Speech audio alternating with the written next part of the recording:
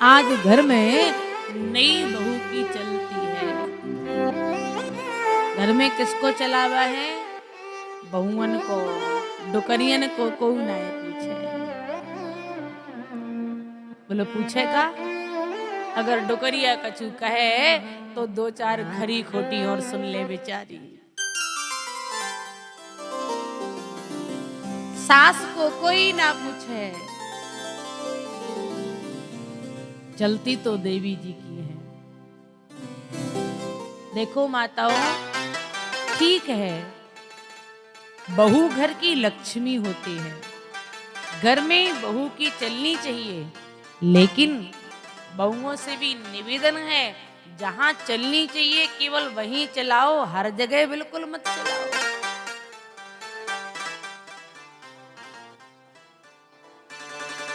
और महाराज, सासों से भी निवेदन है कि घर में बहू आ जाए, पर नमक में ताला नहीं लगाना, गुड़ में ताला नहीं लगाना, घी में ताला नहीं लगाना, नहीं तो लड़ाई होगी। बोलो होगी कि नहीं?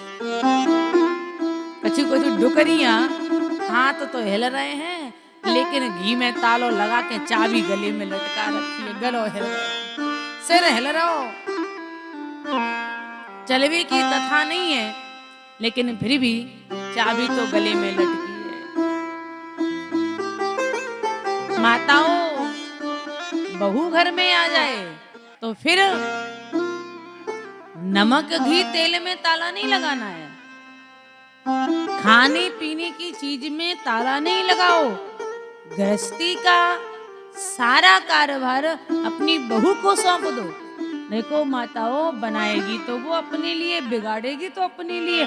तुम्हें थोड़ी ना मुड़ पे धर के ले जाने का नहीं, ले जाने तो काहे को परेशान हो रही है? बोलो, बहू आ जाए तो फिर आप तो बढ़िया माला लेकर के भगवान का भजन करो।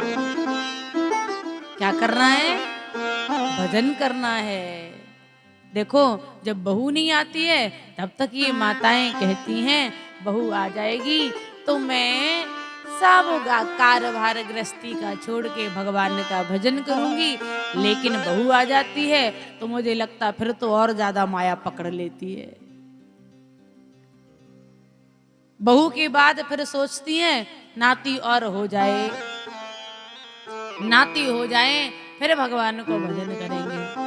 नाती भी है गयो, फिर कहती है नाती को ब्याह है और है जाए तब भगवान को भजन करेंगे। नाती को ब्याह है जाए,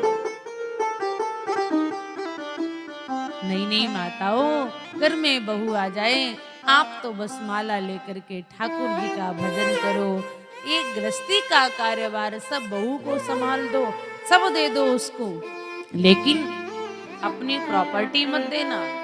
एक बात और याद रखना, खाने पीने की चीज बहू को सौंपो, गृहस्थी सौंपो, लेकिन तुम सोचो कि सारी जमीन जायदाद बहू के नाम कर दे, ऐसा मत कर देना, क्योंकि ये कलयुगी बहुएं हैं, कब बदल जाएं भरोसा नहीं है। ये कलयुगी बेटे हैं, कब बदल जाएं भरोसा नहीं है। बुढ़ापे के लिए कुछ ना कुछ जरूर रखना। उसी जमीन की लालच में पानी मिलेगा, नहीं तो कोई कौरा को भी ना पूछेगा बोलो राधे राधे। एक गिलास पानी को भी ना पूछेगा अगर तुमने सब पहले ही दे दी तो। इसलिए सावधान रहना।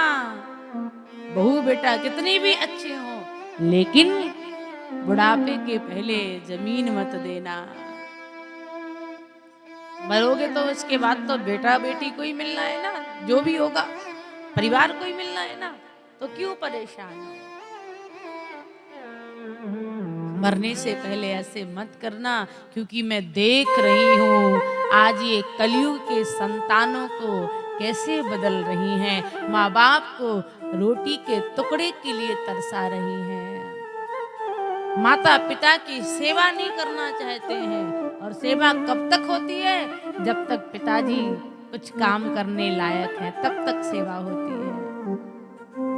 पिताजी खूब मेहनत करते हैं, अभी पिताजी की पेंशन भी आ रही है तो खूब हलवा खिलाया जाएगा। पेंशन आ रही है ना अभी तो, तो खूब हलवा रबड़ी मालपुआ सब खिलाया जाएगा।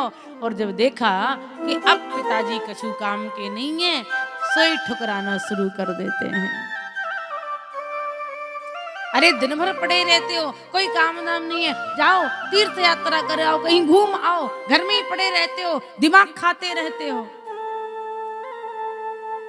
तो बेचारा बूढ़ा बाप, उसको बड़ा कष्ट होता है, बड़ा दर्द होता है, लेकिन वो लाचार हो गया है, बूढ़ा हो गया है ना, वो कर भी क्या सकता, कुछ नहीं कर सकता। अपने बच्चों की वो बातें सुनता है ना, तो उसकी आत्मा को दुख होता है, वो दुखी होता है।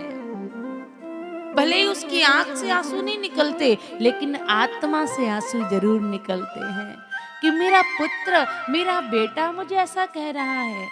इसके लिए मैंने कितनी साधना की थी, इस पुत्र को पाने के लिए कितने पत्थर पूजे थे मैंने, कितने पत्थर, कितनी मणियां पूजी थी, बेटा हो जाए, बेटा हो जाए, बहू आ जाए। लेकिन जब वही बहू जिसके लिए इतना तप त्याग किया, वही बहू ठुकराती है, तब कितना दर्द होता होगा, कितना कष्ट होता होगा। माताओं, इसलिए बुढ़ापे से पहले अपनी जमीन जायदाद इन बच्चों को मत देना, क्योंकि अब वो जमाना नहीं रह गया जो पहले था। अब वो जमाना नहीं है। ये कलयुगी पुत्र हैं, कलयुगी बहुएं हैं।